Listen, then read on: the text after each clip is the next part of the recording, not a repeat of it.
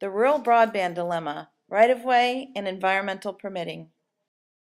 You know, a message that I could leave you with is try to find ways of lowering the barriers to getting this infrastructure in. Our regulator, we have the authority to issue encroachment permits for work that's being done within the state right-of-way. But for a broadband permit process, we shoot to complete that within 40 days. With broadband facilities that span long distances, you'll often have projects that, you know, would go from one jurisdiction to the next. And we have 22 parks, approximately 135,000 acres.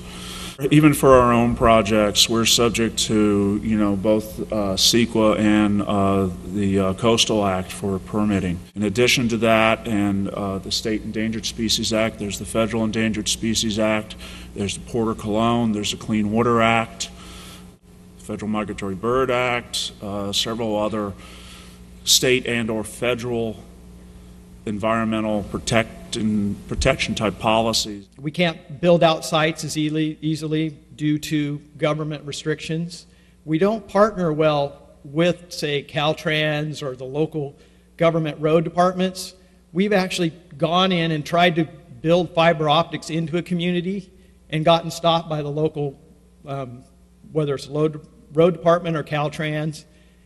And then the very next year, we've come in there and we've driven down that road, and they've done a road widening and a road improvement when they wanted to charge or have us pay for a couple $100,000 environmental study that they were already doing. Because if you're going through, you want to put a fiber optic through a stand that could be marbled murrelet habitat, well, you would need to do 2 years of surveys. And underneath CEQA, you have to evaluate significant adverse effect to the environment includes impacts to native vegetation, to wildlife, to fisheries, to soils, to water quality, to recreational values, to cultural resources, to view sheds.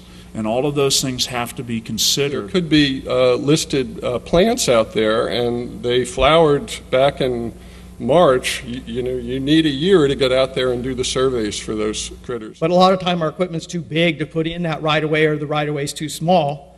So we have to try to get a private right-of-way. And because we've had landowners come to us and we wanted a 20 by 20 lot, and they wanted as much for that 20 by 20 little parcel as the whole 5-acre parcel. And basically, we just don't do the job when we have those things in the way. What's needed is we just need to have a discussion about the difference between large-scale commercial installations and small-time providers that are providing a critical service to rural areas that will not get service any other way. Join us in getting from here to big broadband everywhere.